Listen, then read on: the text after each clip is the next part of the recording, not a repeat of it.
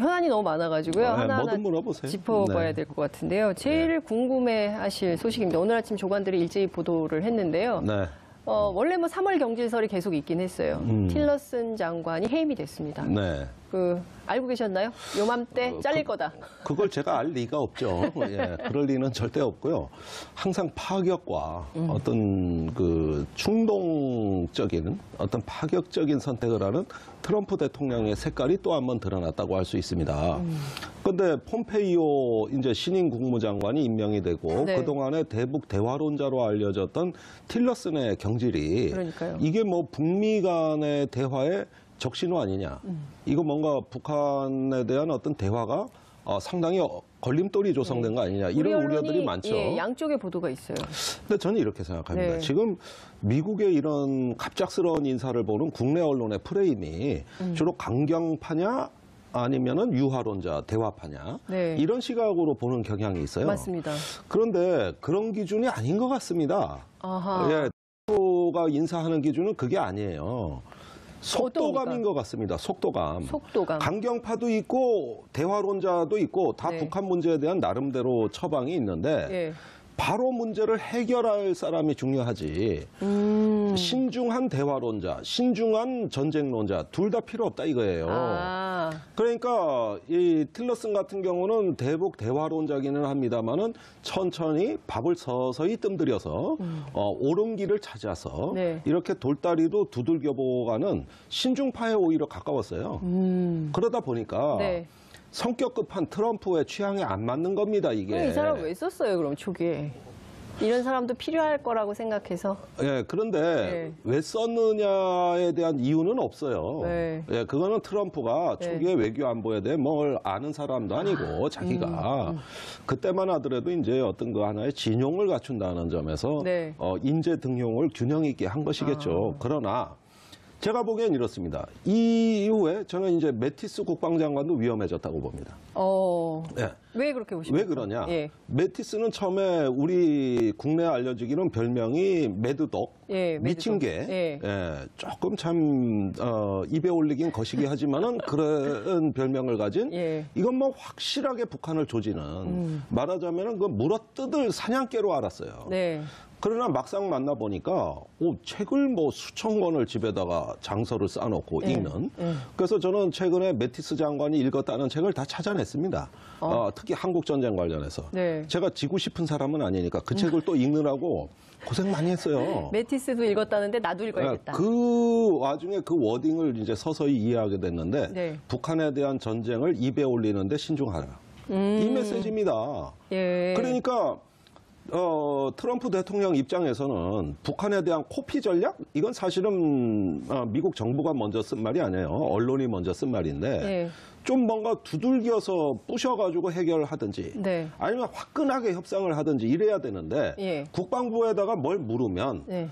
펜타곤이 국방부가 지금 북한하고의 그 전쟁 여부는 신중해야 된다. 그래서 입에 올릴 그 일이 얘기는 아니다. 됐고 네. 그게 아니라 북한에 대한 공격 계획을 갖고 오세요. 네. 일단 계획을 갖고 있을 거 아니야. 네. 이렇게 얘기를 하면 펜타곤은 네. 이런 계획을 보고하면 트럼프가 진짜 할 것 같거든. 그래서 보고를 안 하는 거야 지금도. 진짜예요? 예, 정말요? 진짜예요. 그러니까 백악관 주도로 대북 공격 얘기가 나왔던 겁니다. 뭐 참수작전 같은 예. 코피 전략 또 예. 뭐 제2의 군사 옵션 이런 것들이 나왔는데 근데 매티스가 굉장히 신중한 인물인 게 맞습니다. 그래서 세간에는 네. 매티스가 경질되지 않을까 이런 관측들이 많았어요. 네. 자 그러면 종합을 해보죠. 국방부가 온건파입니까? 그럴 수가 없을 것 같은데 강경파일 아니죠. 것 같은데. 강경파죠. 예. 그런데 신중하단 말이죠. 신중한 걸 못 견디는 성격일까요? 그렇죠. 신중한 걸 못 견디는 거예요. 예. 트럼프의 그 인생관, 세계관은 뭐냐면은 속전속결. 대응책이란 건 필요가 없다. 해결책이 필요할 뿐이다. 그리고 돌파해서 목표를 단시간 내에 성취하는 이런 어떤 그 세계관이거든요. 위험해 보이는데. 그러니까 이게 위험하기로 따지면 한정없이 위험하고 네. 또 그거를 교착 상태, 논리적인 접근이 안 돼서 안 풀리는 상태에서는 예. 의외로 다른 정치적 상상력이 필요할 때가 있잖아요. 예. 그렇게 되니까 전혀 안 될 것 같은 남북회담, 북미회담이 되는 이 와중에 네. 보니까 미적지근하고 저 월급 받고 제 노릇하는 거냐 쟤. 이런 불만이 트럼프한테 꽉 찬 게 온건파 강경파를 가리지 않고 빨리빨리 행동 안 하고 해결책 안 나오는 거를 이렇게 그 도외시하는. 그래서 뭔가 좀 이거 저 진행이 돼야 11월 중간선거에서 성과를 낼 거 트럼프 아니냐. 최대 관심입니다. 중간선거가. 그렇겠죠. 거기서 뭔가 나도 국민들한테 이렇게 내보일 게 필요한데 이런 내 사정은 몰라주고 뭐 천천히 하자. 무슨 국제정치 이론을 따지고 무슨 대화와 협상의 기술을 이야기하고 압박과 제재를 이야기하는데 그게 언제 될지도 모르고. 그러니까 됐고 해결책. 당장의 솔루션을 해결책, 갖고 와. 솔루션을 가져와. 이렇게 되는 거예요. 결과로 말해. 과정으로 말하지 마. 이런 게 인사의 기본 배경이라고 저는 봐요. 근데 건강한 리더십 같지는 않아요. 그러니까 좀 과정도 중요하게 생각을 해야 되는데 어쨌든 이 폼페이오라는 사람은 트럼프한테는 어떤 사람입니까? 이렇게 해결책을 주고 속전속결하고 트럼프가 원하는 입맛에 맞게 딱딱 일을 하는 사람입니까? 그러니까 이 양반이 이제 군 출신이면서 군인이죠. 웨스트 포인트 출신입니다. 그러면서 군에는 오래 근무를 안 했어요. 불과 5년밖에는 근무를 안 했고, 그래요? 정계로 진출해서 공화당 하원 의원으로 4선을 역임했습니다. 정치인. 그다음에 트럼프 행정부가 출범하면서 CIA 국장으로 부임을 한 것이죠. 그래서 지금까지 이 직위를 수행하고 있는데 최근에 남북 대화하고 북미 대화의 그 배경, 즉 김정은이 제안한 비핵화와 정상회담에 대한 소식을 트럼프한테 제일 먼저 전한 겁니다. 그러니까 그 한국의 카운터 파트너가 서훈 국장원장이에요. 그러니까 서훈 국장원장이 전화로 알려줘, 우선. 그러면 그걸 갖고 백악관에 가서 직보를 하는 거죠. 직보를. 그러니까 대화에 지금 걸림돌이 되는 게 아니라 이 사람이 바로 트럼프 대통령을 움직여서 북미 대화를 우리가 한번 주도해봐야 된다. 이런 그 이니셔티브를 최초로 트럼프한테 만들어준 사람이기 때문에 오히려 북미 대화에 저는 기대할 게 있다. 그러면 서훈 폼페이오 라인이 김여정 부부장이 특사로 왔을 때도 그때도 뒤에서 북한하고 미국하고 대화를 하려고 하는 역할을 폼페이오가 했었다. 모니터링했다. 이런 얘기가 나오고 있거든요. 가장 미국에서 소식을 빨리 듣고 정확히 하는 사람입니다. 우리 입장에서 보면 남북 정상회담, 북미 정상회담에 훨씬 도움이 되는 사람이다. 이렇게 볼 수 있을까요? 근데 그동안 사실 그 한반도 평화 체제를 위해서 말은 그래도 틸러슨 장관이 계속 이를테면은 좀 기다려라, 대화를 할 거다, 뭐 이런 식으로 메시지를 했기 때문에 틸러슨이 한 축이 확 무너져서 이게 또 굉장히 미국 내부가 복잡해져서 북미 정상회담 이거 안 되는 거 아니야? 라는 불안감도 있는 게 사실이에요. 그러니까 틸러슨이 말하는 대화는 좀 속도가 느린 대화. 그런데 반면에 폼페이오가 말하는 거는 뭔가 좀 따끈따끈한 소식이 있는 조금 속도가 빠른 대화. 이 차이라고 봐요.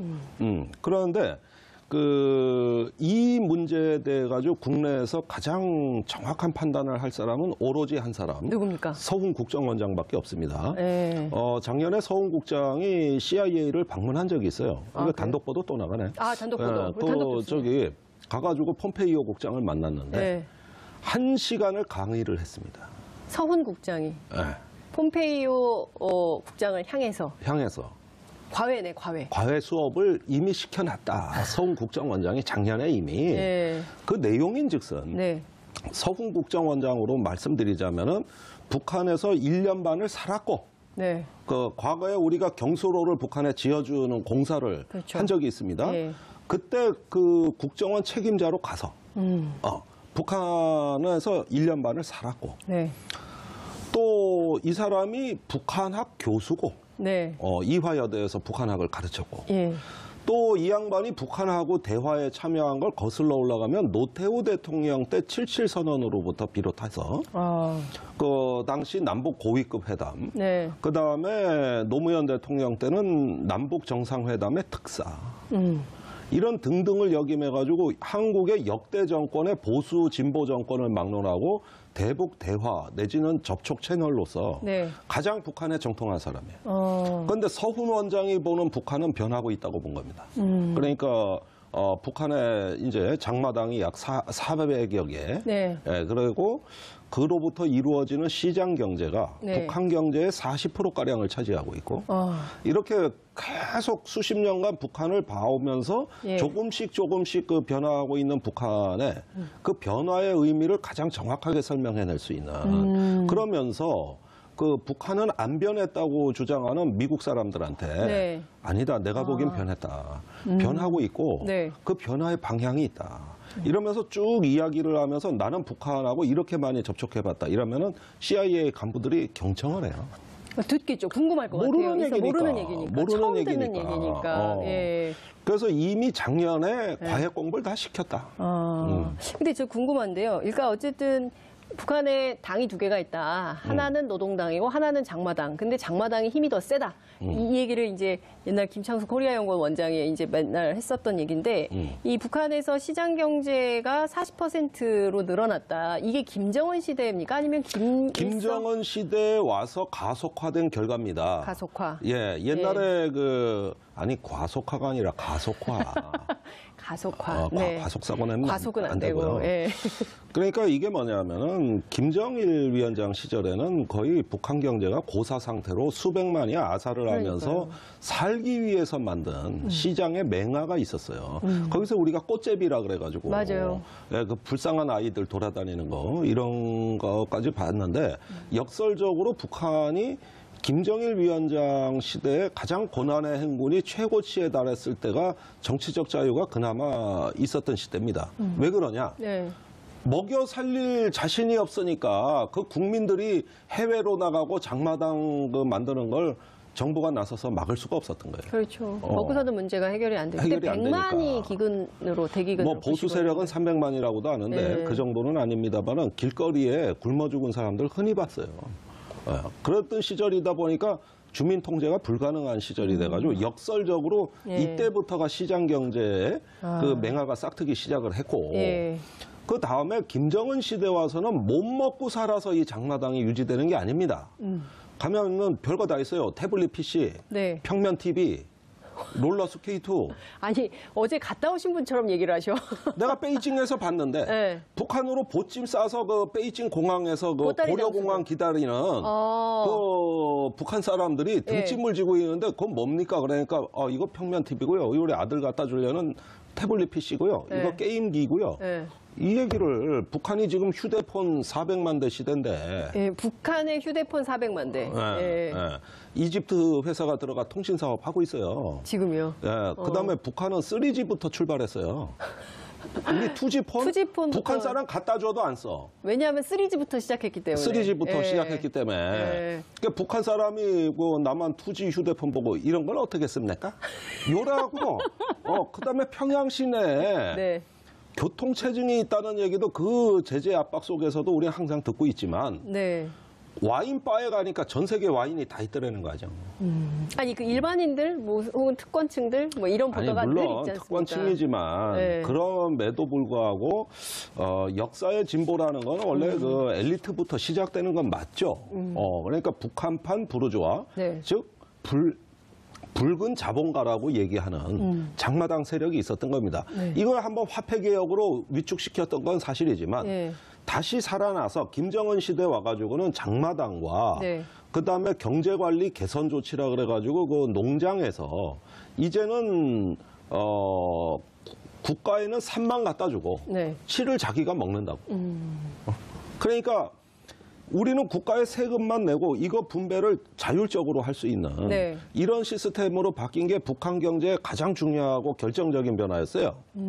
그러면은 이 서훈 원장이 미국의 CIA의 그 폼페오 국장에게 과외를 할 때 북한이 변화하고 있고 그 변화의 방향은 분명하다라고 했을 때 이 변화의 방향은 어느 정도입니까? 그러니까 중국식 사회주의 아니면은 개혁 개방을 토대로 한 자본주의? 그런데 어떤 노선일까요? 중국식 사회주의는 일련의 수정주의 세력이 만들어낸 예. 그 경제 개혁 개방이죠. 예. 그건 등소평 때부터 이제 수정주의 세력들이 기존의 그 교조적 논리를 깨부수면서 네. 새로운 생존 전략을 짠 거 아니겠어요? 근데 북한에는 수정주의 세력이 없습니다. 지금의 어떤 권력을 대체할 만한 네. 수정주의 세력이 없어요. 그런데 중국은 있었던 겁니다. 이게 차이입니다. 그러니까 정치적 변화라는 건 그렇게 크게 기대할 수가 없고 네. 다만 어떤 정책의 변화를 기대할 수 있는 것이죠. 정책의 변화. 그러면은 집권 초에 2012년경에 김정은이 무슨 말을 했냐면은 네.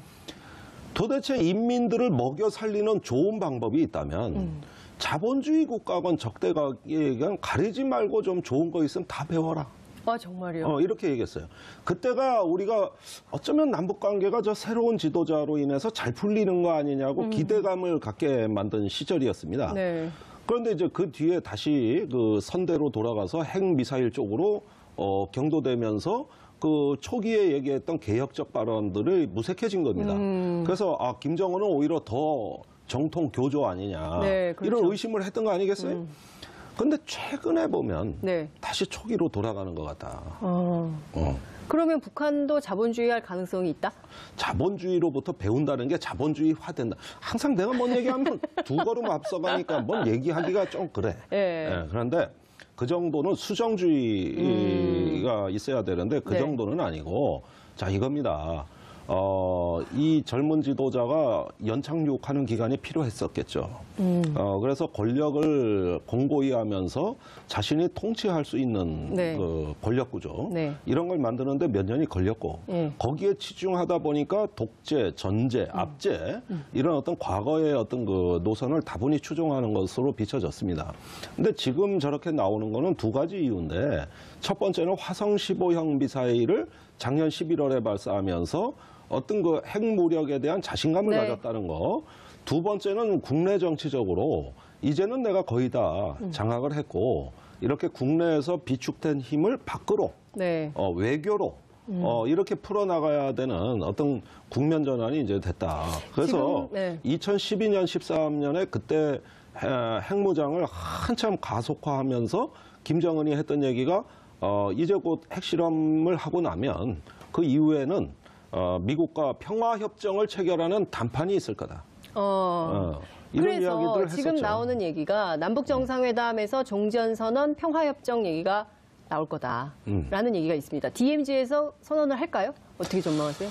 그 평화협정 문제는 당사자가 여러 명입니다. 그렇죠. 육자회담 같은 데서 네. 이루어질 가능성이 높고 14 남북공동선언에서는 3자 또는 4자가 그 전쟁을 종결하고 평화를 남북미중 네, 네. 하는 네. 그래서 3자라 그러면 중국이 빠진 남북미. 북한 한국을 네. 얘기하는 거고 중국이 끼면 4자가 되는 네. 겁니다. 그래서 3자 또는 4자라 그랬어요. 이걸 기본 틀로 보고 있다는 얘기입니다. 그렇다면 평화협정에 대한 논의는 우선 4자 회담부터 시작하는 게 맞습니다. 그게 남북 간의 합의의 기본 정신이에요. 네. 그런데 그런 논의를 남과 북이 서로 합의해내는 건 가능합니다. 그래서 결국 평화협정 논의는 이제 국제화된 공간으로 이동을 할 것이고, 네. 그다음에 이제 북미 수교, 네. 평화협정과 더불어 북미 수교 문제가 이제 등장하겠죠. 네. 그런 건 5월 말에 네. 미국 트럼프하고의 정상회담의 전략 목표가 될 것입니다. 그러니까 평화협정, 북미 수교 이런 것들을 비핵화와 동열의 네. 등가의 가치로 과연 어떤 의제화가 되느냐가 네. 4, 5월 정상외교의 핵심 중에 핵심이 되는 것이죠. 그렇죠. 근데 이 비핵화와 관련해서 논의의 출발이 뭐가 될 거냐. 이제 핵동결부터 시작해야 된다 막 이러는데 워낙 통 큰 리더다.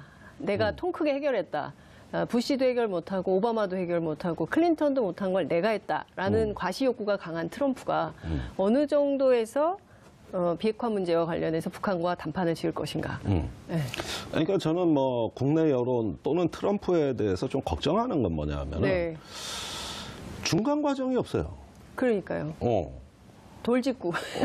돌직구. 네. 그러니까 한꺼번에 뭐를 다 이루려고 하는데 네. 김정은 위원장이 처음부터 비핵화하겠습니다. 이렇게 나올 리는 없다고. 그렇게 나올 리는 없어요. 자기 패를 다 내려놓을 리가 없다는 거죠. 그럴 리는 없죠. 예. 어떻게 만든 핵인데. 그러니까 그것을 평화협정 우리는 북미 수교로 해서 완전한 평화 보장이 있는 단계에 가서 고려할 의제가 비핵화인데 네. 처음부터 내려놓으라 그러면 내려놓을 수도 없고 또 그렇게 말을 했다가 네. 불리한 협상이 될 수도 있단 그렇죠. 말이죠. 그러니까 지금 이 빠르게 진행되고 있는 이 정상 외교에 대해 가지고 우리가 너무 과한 기대 자칫 잘못 걸었다가 만일에 이루지 못할 경우에는 이거 엄청난 그 역풍이 그렇죠. 예상이 됩니다. 예. 그러니까 과속 사고가 제일 위험한 사고예요. 예. 피해도 크고 네. 여기서 과속이 나오는 겁니다. 아까 가속화가 예. 하던 다른 과속. 그러니까 여기서는 제대로 갈 수 있는 인내심 있는 그 지속 가능한 어떤 협상의 틀, 네. 그 다음에 중간 단계가 제법 설정이 돼서 네. 어떤 그 다음 단계로 이어갈 수 있는 어떤 그런 여건을 만드는 대화가 되는 것이 맞아요, 사실. 네. 아니 이걸 한꺼번에 다 하자고 해서 과속사고라도 나는 날이면 빠그러지기라도 하는 날이면 네. 이거 대형 사고가 된다고. 그렇죠. 지금까지 했던 대화가 다 허물어지죠. 웃음거리로 전락하는 네. 거리는 그건 두려운 시나리오예요. 그래서 문재인 정부도 우물가에서 숭늉 찾지는 말 않겠다. 네. 이런 이야기를 했던 거 아닙니까? 네. 그래서 이거는 되는 방향으로 가고 여러 가지 의제가 다변화돼서 네. 밥도 좀 이렇게 뜸을 들여서 먹어야지. 이거 잘못하다 밥 태우거나 설 익는 날이면은 지금까지 이거 다 웃음거리 되는데 그런 점에서는 빨라도 안 되고 느려도 안 되는 참으로 어려운 문제. 네. 그 중용의 그 지혜를 발휘해야 네. 될 걸로 봅니다. 그 제일 중요한 게 이제 주변국의 설득이잖아요. 특히 이제 네. 일본의 경우에는 한반도 냉전 혹은 또 우리가 사이 좋아지는 걸 별로 안 좋아하는 것처럼 아베 정권이 일본 네. 전체가 아니라 이런 태도가 있어서 늘 걱정인데 태도가 많이 바뀌었습니다. 그러니까 아베 아베는 총리가. 자기 코가 석자란 말이에요. 아베 지금, 코가 석자다. 예. 지금 그 공문서 위조가 300건이 넘게 발견됐습니다. 그러니까 이게 뭡니까? 그 한때 정부가 부당한 거래가 있는데 그 토지를 어떤 업자한테 특혜를 줘서 헐값에 넘겼다. 네. 이런 시비가 벌어졌는데 무슨 소리냐?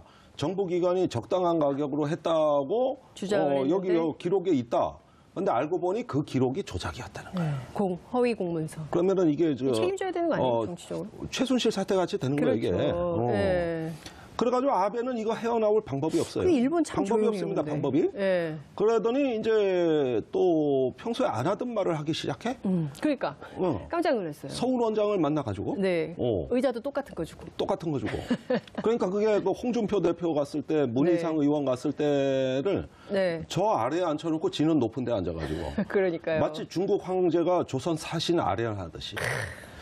이렇게 못된 짓을 하던 네. 총리가 이제는 격을 맞추고. 네. 그러면서 북한의 핵사찰함 돈은 우리가 되겠다. 내겠다. 그다음에 이번에 한국 3억 엔. 정부가 네. 정말로 대화를 네. 너무 훌륭하게 잘했다. 잘했다. 이러면서 뭐 환영일색에 북미 정상회담 성과 내도록 모든 협력과 협조를 함께하겠다. 함께하겠다. 네. 그러더니 한미연합훈련 얘기는 이제 하지도 않아. 하지도 않죠. 예. 위안부 얘기도 안 해. 네. 예, 사실 속으로 부글부글 끓는 건 그걸 건데 안 해. 네. 그래서 이래 보니까 이건 뭐냐 하면은 지금 네. 묘하게도 중국과 일본의 분위기가 유사합니다. 그 얘기 좀 해주세요. 예, 그게 차이나 패싱 얘기도 나오잖아요. 그러니까 네. 중국과 일본이 이번에 역할이 없었어요. 그러니까 이렇게 환영 성명을 하고 끼어들질 않으면 정말 패싱을 당할 수가 있다.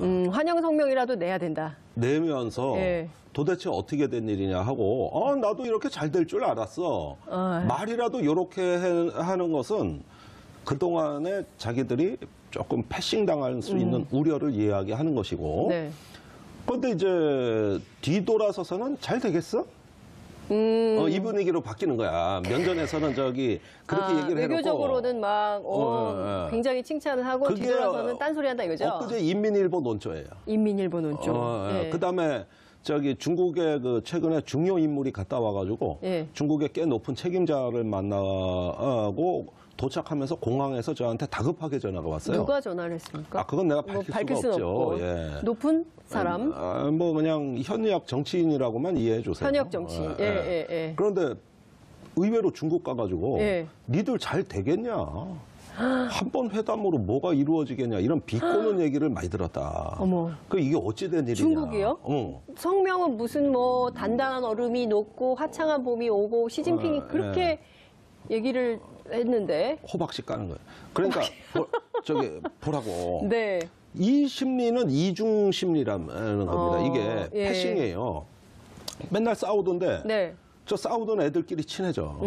셈이 난단 말이야. 셈이 난다. 그래가지고 내가 같이 놀면 되는데 셈 패싱될 부리지 수가 말고. 있다. 예. 그런데 이번에 전혀 역할이 없었던 거야. 예. 중국, 일본이 뭘 했습니까? 한국이 맞습니다. 다 했지. 그렇죠. 한국이 다 했죠. 이러니까 이거 고민되는 겁니다. 거기에다가 일각에서는 지금 벌써 성급한 농객들은 네. 이제 저 미국하고 북한이 친해지면 네. 역으로 힘을 합쳐 중국 견제라도 하는 날이 온다든가. 미국이 힘을 합쳐서 중국 견제하는 날이 오면 그게 클린턴 정부 때 실제로 벌어진 일이에요. 실제로. 그러면 저 MD 그다음에- 사드 이런 건 다 어떻게 되는 겁니까? 그거? 갑자기 정신이 하나도 없어지네. 그건 이제 고철 되는 것이죠. 사드 고철된다. 네. 예. 싸도 고철되는 겁니다. 그 얘기를 하고 있는 거잖아. 예. 그런데 예. 아시다시피 북한이 중국을 좋아합니까? 그러니까요. 저번에 솔직히 작년 연말에 핵실험도 11월에 화성 15형 발사도 네. 그 이후의 절반은 중국 때문입니다. 아니 미국의 합참의장 덤포트가 네. 중국에 와서 인민해방군 총참모장을 만나서 네. 북한의 미래를 이야기하는 거예요. 자기들이 왜 이렇게 북한의 되는 미래를. 그런 다음에 북중 국경지대에 예. 덤포드 합창이 와서 심양 공고에 예. 30만 병력이 있는 심양 공고에 와가지고 훈련을 참관했다. 그런데 그 심양 공고의 핵심 목표가 유사시 북한 진입입니다. 이건 미국 합참의장한테 보여줬어요. 우리가 이렇게까지 그때 북한에서 나온 성명이 중국에 향해서 개구리 올챙이적 생각 못한다. 니들이 언제부터 핵보유국이라고. 네. 한국전쟁 때 우리 핵 없는 맨주먹으로 같이 싸운 사이에 이제 좀 강대국 되고 핵 좀 가졌다고 우리를 이렇게 무시하는 거냐? 이러면서 우리 가만 못 있어. 이래놓고 일주일 뒤에 쏜 겁니다. 일주일 뒤에. 그러니까 북한이 핵을 개발하고 미사일을 개발하는 게 다들 미국 때문이라고만 알고 계시는데 그렇죠. 국내 여론은 그렇다기보다는 철저히 그렇죠. 철저히 그래야 되는데 네. 그거보다는 포위되어 있다는 이런 고립감이 핵실험의 진짜 이유라고 봐야 되는 네. 겁니다. 여기엔 중국도 포함돼 있어요. 예. 그러니까 뭡니까? 포위 심성 이거 국제 정치학의 어려운 용어 하는 건데 네. 영어로 시즈 멘탈리티라고 하는 건데 네. 이거를 진짜 어려운 얘기. 외우려고 하지 마세요. 네, 외워보려고. 외워봤자 쓸데없는 얘기. 그런데 그 얘기는 고립돼 있고 포위되어 있을 때 자기의 행동의 자유를 확보하기 위해 대량 살상 무기에 경도된다는 겁니다. 이스라엘이 3억의 중동 인구에 포위돼 있잖아요. 그렇죠. 그래서 핵을 200기나 갖고 있는 겁니다. 생존을 위해서. 미국도 우리를 안 도와줄 거라고 보고 그래서 고립감 때문에 핵을 개발하는 거거든 주로. 그러니까 북한이 바로 그런 전형적 케이스가 된 거예요. 네. 자 그러면은 이번에 미국하고 대화를 네. 하는데 중국이 늘상 했던 얘기니까 환영 성명을 그럼 발표해야지 다른 말 합니까? 그런데 돌아서서 그러는 기류가 지금 중국, 일본이 똑같이 나타나고 있다는 것이지. 예. 예. 그 명진 스님께서 예. 북한에 가서 들은 얘기가 우리가 핵무기를 개발하려고 하는 이유는 비단 미국 때문만이 아니다.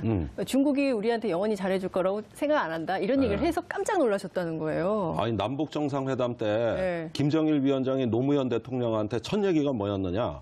중국이 동북 삼성, 사성 얘기를 하면서 우리를 어찌 해보려고 하면서 대만을 중국이 먹고 네. 미국이 북한을 먹고 이런 걸 갖고 우리를 어찌 해보려고 거래를 한다는 이야기를 듣고 있습니다. 이러니까 듣고 있던 노무현 대통령이 처음 듣는 얘기거든. 예. 거의 기절할 뻔했다는 거 아니에요. 그 전에 정동영 장관이 또 네, 갔다 김정일 왔잖아요. 특사로 갔을 때 그때도 똑같은 얘기를 했대요. 중국 규탄하는 얘기부터 끝냈더라는 거야. 그러니까 북한을 가가지고 영독으로 예. 지도부를 만난 사람들은 예. 북한하고 대화할 때 가장 충격적으로 들리는 이야기가 주로 이 얘기입니다. 그러면서 야, 이 얘기 처음 남하고 듣네. 친하고 미국하고 가끔 잘하는 건 뭐냐면 중국 흉보기 위해서예요. 그런 겁니다. 예. 그러니까 삼각관계, 사각관계, 그러니까 우리 역사를 인간관계도 보면 꼭 우리에게 그렇진 않잖아요. 중국이 우리 역사를 되짚어 보면 그죠? 근데 이제 그래서 얘기하긴 그렇지만 예. 이익을 중시하는 중국인의 심성상 네. 또 거래와 협상에 능한 어떤 중국 상인들 유명하잖아요. 그럼요. 예. 이게 이제 저기 유럽에서는 유대인 상인하고 그렇죠. 비슷한 예. 이미지로 그렇게 되는데 결코 남는 장사라지 미치지는 않을 것이다. 근데 중요한 것은 어쨌든 우리가 잘 살려면 남도 북도 평화 체제를 만들어서 동북아에 좀 잘해보려면 좀 이웃들이 좀 도와주고 네. 좀 같이 좀 협력하고 이런 그림을 만들어야 되잖아요. 우리가 좀 설득해야 되는 측면도 있을까요? 이렇게 뒤에서 그거는- 딴소리 나오면 이거 곤란한데요. 그죠? 저는 문재인 정부가 천운을 맞이했다. 천운 정말 운이 좋은 정부다. 실력이 좋은 건 아닙니까? 김대중 노무현 대통령 때 그렇게 노력을 했어도 네. 겨우 될뚱말뚱했는데 이 정부 불과 1년도 안 됐습니다. 그러니까요. 임기 그동안 초에요. 노력했으면 얼마나 했겠습니까? 10개월. 얼마나. 예. 겨우 이 기간에 노력만 갖고 이게 된다고 보십니까? 최고의 지도. 아무리 공부 잘해도 운 나쁘면 안 된다 이런 얘기가 있죠. 안 나빠. 군대에서 운장, 덕장, 지장, 용장 많잖아요. 네. 설문조사에서 최고의 장수가 누구냐 그러면 80% 이상이 운장이라 그래. 웃장. 운장. 네. 그래서 문 대통령은 네. 운장이다. 그래서 한반도 운전자론 얘기. 그러니까 운전자 네. 얘기하니까 운전자가 된 게 아니라 네. 지금은 사진도 찍어주고 설명도 해주고 가이드도 해주고 운전까지 하는. 그러니까 운전사로는 오히려 약과고 네. 여러 가지 다 해야 되는. 여러 가지 다 하는 그런 운전자가 돼버렸어요. 예. 예. 근데 어떻습니까? 그러니까 한 번도 가보지 않은 길이잖아요. 예. 우리 역사에서. 그리고 북미 정상회담은 사실 생각도 못했던 그림인데 이 됐어요. 그래서 뭐 판문점에서 하네, 평양에서 하네, 뭐 제주에서 하네, 워싱턴에서 하네, 뭐 이렇게 말들이 많고 중간에 이렇게 또 틸러슨이 해임되면서 이게 어그러지는 거 아니야? 그러니까 굉장히 조심조심하면서 4월 말, 5월 초, 5월 언제 할지 모르겠지만 그 기간을 좀 기다려야 되는데 이게 실무 협상 좀 시작해야 되는데 그런 신호는 안 보이는 것 같아요. 그런데 평창 올림픽 때도 네. 그런 뭐 왜 군사회담 안 열리냐 뭐 안 열리냐 하지만 실제로는 진행되고 있었잖아요. 네. 그때 이것도 진짜 오늘 또 단독 보도네. 세 번째 단독. 저기 네. 김영철을 문 대통령이 만났습니다. 만났죠. 만났는데 예. 비공개로 그때 만났습니다. 우리가 남북 대화에 11가지 의제를 전달합니다. 11가지 의제를. 잠깐만. 문재인 대통령이 김영철 위원장에게 남북 대화의 의제 11가지. 11가지. 아. 여기에 뭐 비핵화 대화, 한미 군사 연습, 뭐 네. 이산가족 상봉, 또 뭐 북미 정상회담 뭐 등등 이렇게 관심사가 이거다. 네. 해가지고 11가지를 전달했어요. 그러고 이제 김영철이 올라갑니다. 그거 들고. 네. 갔는데 네. 우리 특사가 올라가니까 그렇죠.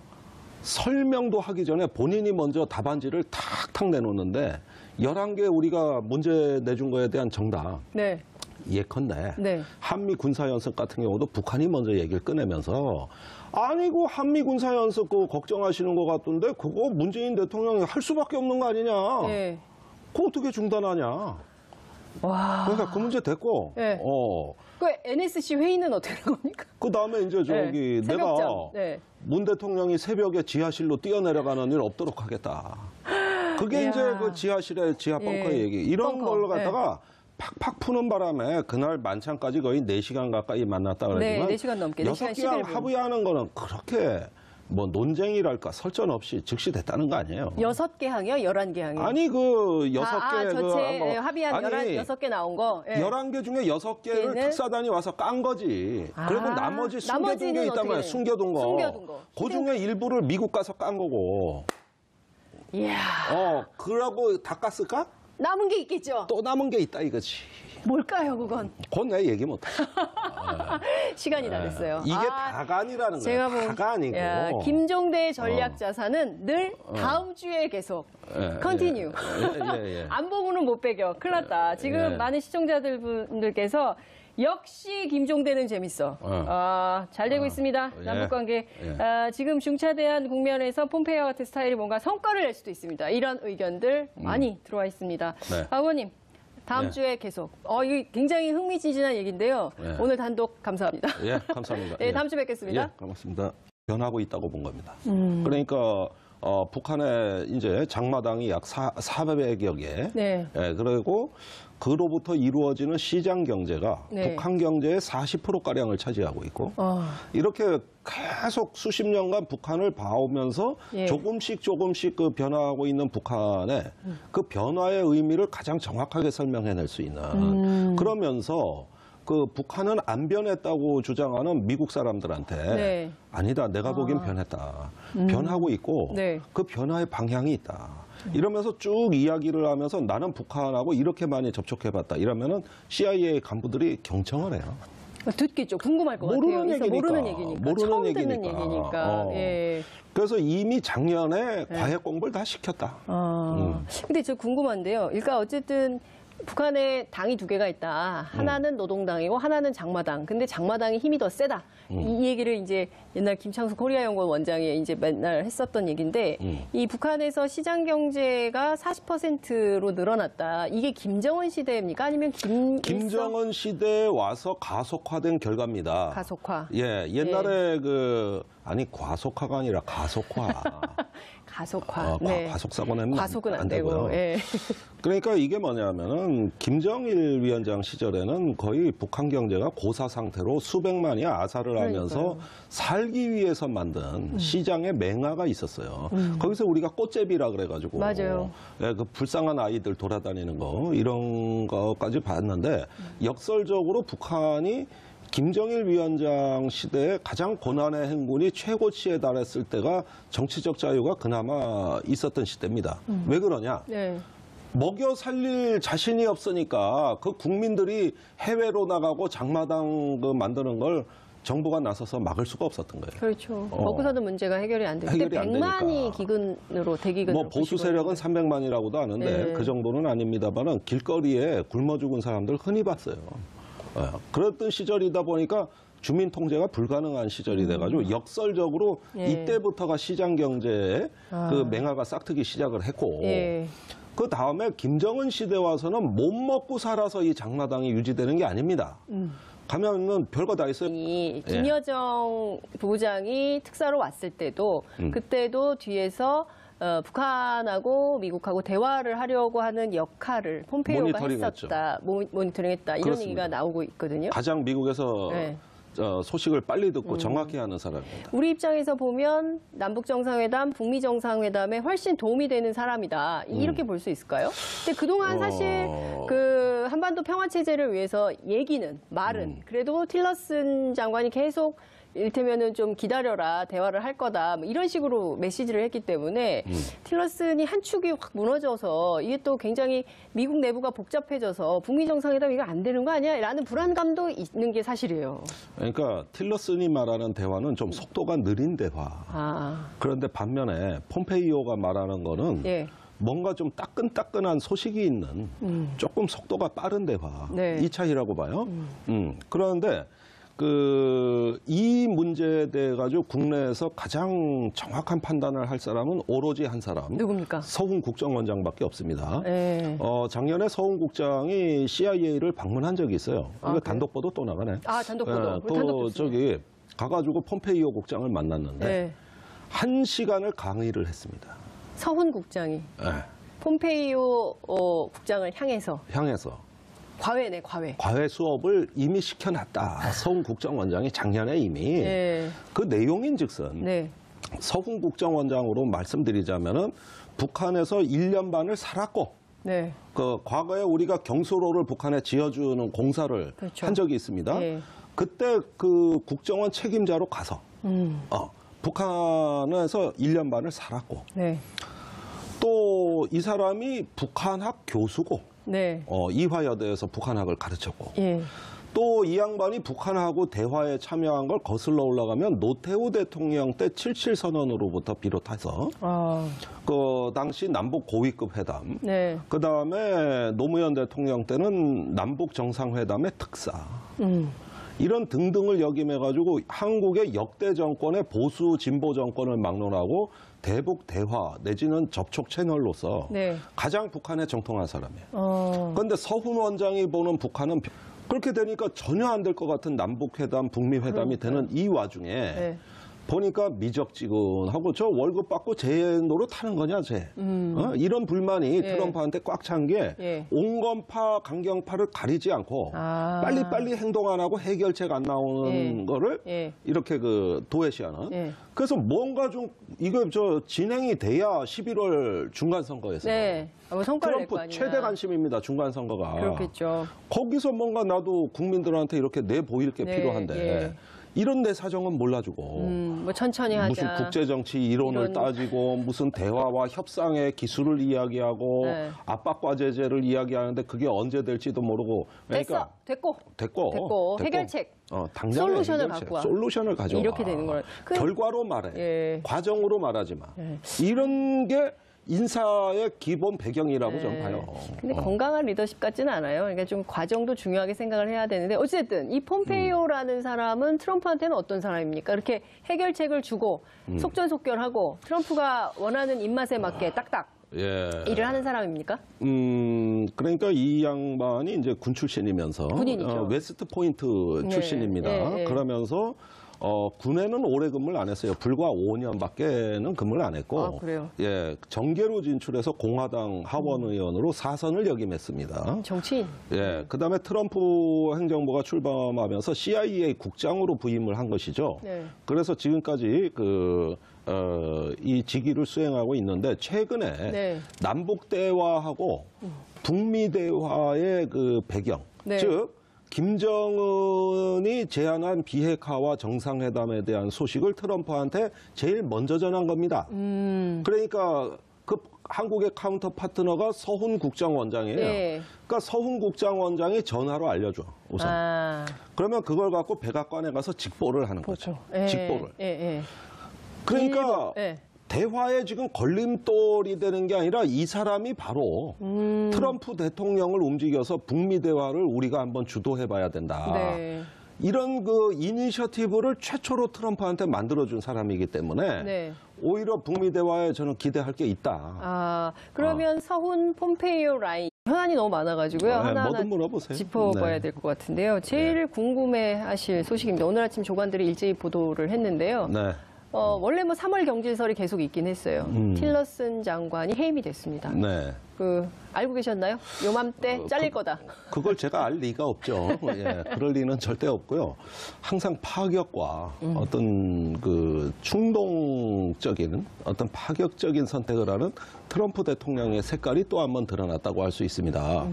그런데 폼페이오 이제 신임 국무장관이 임명이 되고 네. 그동안에 대북 대화론자로 알려졌던 틸러슨의 경질이 그러니까요. 이게 뭐 북미 간의 대화의 적신호 아니냐. 이거 뭔가 북한에 대한 어떤 대화가 상당히 걸림돌이 조성된 거 아니냐. 우리 이런 언론이, 우려들이 많죠. 예, 양쪽의 보도가 있어요. 근데 저는 이렇게 생각합니다. 네. 지금 미국의 이런 갑작스러운 인사를 보는 국내 언론의 프레임이 주로 강경파냐 아니면은 유화론자, 대화파냐 네. 이런 시각으로 보는 경향이 있어요. 맞습니다. 그런데 그런 기준이 아닌 것 같습니다. 아하. 예, 가 인사하는 기준은 그게 아니에요.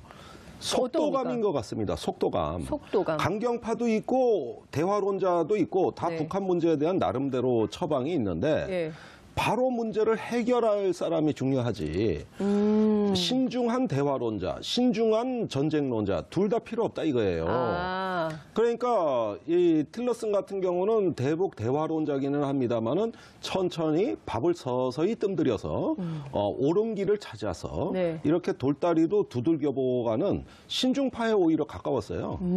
그러다 보니까 네. 성격 급한 트럼프의 취향에 안 맞는 겁니다, 이게. 그럼 이 사람 왜 썼어요, 그럼 초기에? 이런 사람도 필요할 거라고 생각해서. 예, 그런데 네. 왜 썼느냐에 대한 이유는 없어요. 네. 예, 그거는 트럼프가 네. 초기에 외교 안보에 대해 뭘 아는 사람도 아니고 자기가 그때만 하더라도 이제 어떤 그 하나의 진용을 갖춘다는 점에서 네. 인재 등용을 균형 있게 한 것이겠죠. 그러나 제가 보기엔 이렇습니다. 이 이후에 저는 이제 매티스 국방장관도 위험해졌다고 봅니다. 네. 예. 왜 그렇게 보십니까? 왜 그러냐? 예. 매티스는 처음에 우리 국내에 알려지기는 별명이 매드독, 예, 매드독. 미친개. 예. 예, 조금 참 입에 올리긴 거시기 하지만은 그런 별명을 가진 예. 이건 뭐 확실하게 북한을 조지는 말하자면은 그 물어뜯을 사냥개로 알았어요. 네.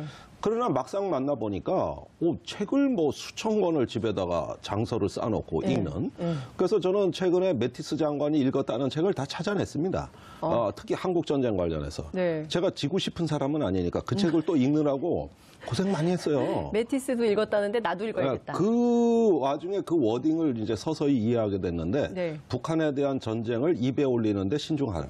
이 메시지입니다. 예. 그러니까 트럼프 대통령 입장에서는 북한에 대한 코피 전략? 이건 사실은 미국 정부가 먼저 쓴 말이 아니에요. 언론이 먼저 쓴 말인데 예. 좀 뭔가 두들겨서 부셔가지고 해결하든지 네. 아니면 화끈하게 협상을 하든지 이래야 되는데 예. 국방부에다가 뭘 물으면 네. 펜타곤이 국방부가 지금 북한하고의 그 전쟁 여부는 신중해야 됩니다. 입에 아니, 올릴 그 일이 얘기는 아니다. 됐고 예. 그게 아니라 북한에 대한 공격 계획을 갖고 오세요. 예. 일단 계획을 갖고 있을 거 아니야. 예. 이렇게 얘기를 하면 펜타곤은 예. 이런 계획을 보고하면 트럼프가 진짜 할 것 같거든. 그래서 보고를 안 하는 거야 지금도. 진짜예요? 예, 정말요? 진짜예요. 그러니까 백악관 주도로 대북 공격 얘기가 나왔던 겁니다. 뭐 참수 작전 같은 예. 코피 전략 또 예. 뭐 제2의 군사 옵션 이런 것들이 나왔는데, 근데 매티스가 굉장히 신중한 인물인 게 맞습니다. 그래서 세간에는 네. 매티스가 경질되지 않을까 이런 관측들이 많았어요. 네. 자, 그러면 종합을 해보죠. 국방부가 온건팝니까? 그럴 수가 없을 것 같은데 강경파일 아니죠. 것 같은데. 강경파죠. 예. 예. 그런데 신중하단 말이죠. 신중한 걸 못 견디는 성격일까요? 그렇죠. 신중한 걸 못 견디는 거예요. 예. 트럼프의 그 인생관, 세계관은 뭐냐면은 속전속결. 대응책이란 건 필요가 없다. 해결책이 필요할 뿐이다. 그리고 돌파해서 목표를 단시간 내에 성취하는 이런 어떤 그 굉장히 세계관이거든요. 위험해 보이는데. 그러니까 이게 위험하기로 따지면 한정없이 위험하고 예. 또 그거를 교착 상태, 논리적인 접근이 안 돼서 안 풀리는 상태에서는 예. 의외로 다른 정치적 상상력이 필요할 때가 있잖아요. 예.